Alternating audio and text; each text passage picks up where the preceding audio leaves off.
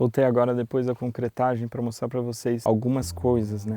Algumas decisões que nos fizeram tanto optar por esse tipo de fundação foi utilizada. Nós fizemos, no caso, estacas de concreto com no chão e esses arranques de 15 por 30. Esses arranques são esses pilarzinhos até a chegada da viga, né? Toda a fundação ela é com vigas elevadas do chão. Nossa casa ela só está em contato com o chão através dos pilares da fundação. O resto é tudo suspenso, completamente suspenso, para justamente não termos problema com umidade. Por que nós não optamos por fazer a fundação radier ou outro tipo de fundação? O terreno do cliente, justamente, ele é um terreno inclinado, então de qualquer forma ele tem que ou fazer o que nós fizemos aqui, ou simplesmente fazer um aterro para casa. Foi o que eu fiz lá na minha casa, inclusive. Eu fiz paredes na lateral com a fundação da casa e aterrei tudo. E depois eu fiz o contrapiso em cima do aterro, sem necessidade de laje, sem necessidade de escoramento. Se o cliente optou por fazer uma coisa de maior qualidade, se o cliente quisesse fazer uma coisa mais barata, ele poderia ter feito o aterro, seria mais barato. Se o cliente quisesse optar por uma solução mais barata ainda, que no caso poderia ser, por exemplo, uma fundação radier, não seria viável, porque o terreno ele não é plano, então eu teria que deixar ele plano, a casa ficaria bem mais baixa em relação ao solo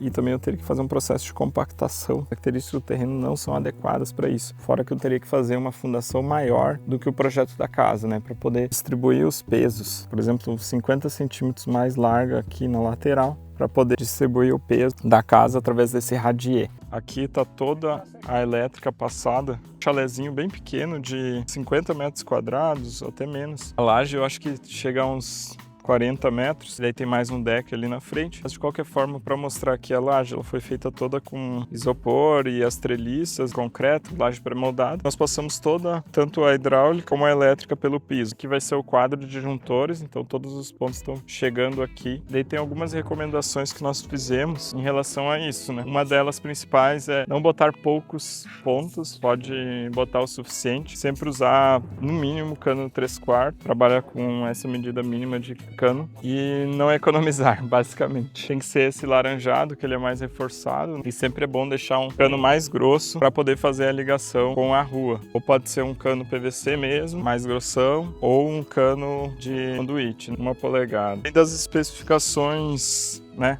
da ferragem toda, tá tudo no esquema. Aqui nós temos essa viga que ela já foi concretada, metade. Não é uma prática que 100% recomendada por todos, mas gera uma economia de material bem grande, de forma. Então o pessoal gosta de fazer isso. Menos escoramento, mais fácil. Então dividimos a concretagem em 2 partes, da primeira viga e depois a laje. Tem engenheiro que vai reclamar disso, não é a melhor solução. Não sei se é a melhor, mas fica bem mais prático na hora da obra. Pode dar uma rachadura com o tempo, mas no geral dificilmente dá e funciona bem. Dando um retoque final na tubulação, botando uns reforços, verificando se está tudo ok, né? Nenhum ponto que está vazio que vai ceder durante a concretagem. Outra recomendação bem interessante, esse caso nós não botamos ainda, mas é passar fio guia antes da concretagem, arames, né? Poder concretar, referência ao arame galvanizado, e deixar ele já passado aqui em todos os conduítes, porque esses cantos podem dar problema na hora de puxar. Então, inclusive, é bom deixar ele mais folgado até, meio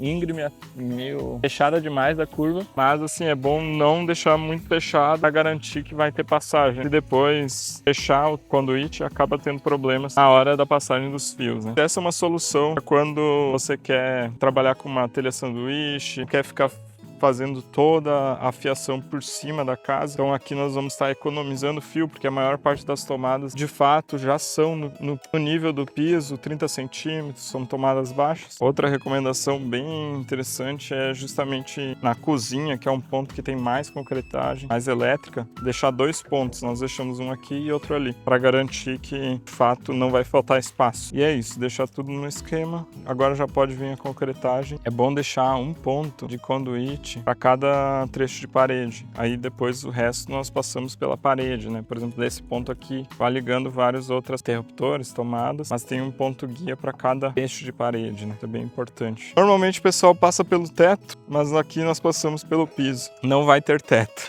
Vai ser só uma telha sanduíche, não vai ter laje no teto, então fica muito mais simples assim. Radier é basicamente uma fundação, como se fosse uma laje, né, apoiada diretamente no chão, sem necessidade de sapatas ou estacas ou até mesmo vigas de baldrame, que não é esse o caso, né? É impossível de fazer um radier quando o terreno, por exemplo, nesse caso, que ele tem uma inclinação considerável aqui, de cerca de 5 a 7%. Nesse caso, fica inviável fazer um radier. Então nós optamos, tinha duas possibilidades. Uma que era fazer as sapatas, os arranques dos pilares e as vigas, simplesmente aterrar aqui e depois fazer a laje, mas nesse caso nós optamos por fazer uma laje e suspender a casa inteira do chão por conta de problemas de umidade e durabilidade da casa. O custo é mais elevado do que fazer uma casa sem a laje, porque tem que fazer várias estruturas, né, apoios para poder estar suportando, né, bastante escoramento, no caso que não seria necessário se fosse um aterro. Porém, tem suas vantagens, né? Na minha casa mesmo eu fiz com aterro, mas nessa casa aqui nós não fizemos com radier, obviamente. O terreno inclinado não nos permitia. Deixar aqui imagens desse projeto, que é um projeto de um chalé que nós estamos fazendo para aluguel. Então vai ter piscina, vai ter um deck de madeira ali na lateral, vai ter toda uma área gourmet também para churrasqueira, vai ter até banheira. Vai ser um chalé muito legal. Eles trouxeram esse desafio com essa vista aqui boa, linda, as montanhas que tu vê de longe, um terreno muito legal no meio do mato mesmo. Tem montanha para tudo que é lado.